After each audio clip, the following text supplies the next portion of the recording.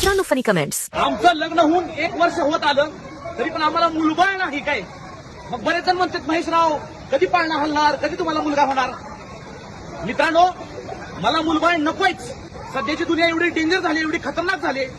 माझी इच्छा नाही की आम्ही कुठल्या तर जीवाला जन्म द्यावा, या बिचाऱ्याला त्रास व्हावा, मग त्या बिचाऱ्याला ह्या दुनियात आणावं, त्याला शाळेत पाठवा, त्याला नाही.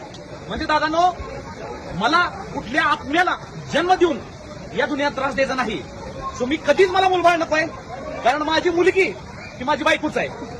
कारण मित्रांनो हीच माझी लहान मुलगी आहे, हीच माझी बायको आहे, हीच माझी आई आहे, हीच माझं सर्वस्व आहे. सध्या जमाना बदललाय.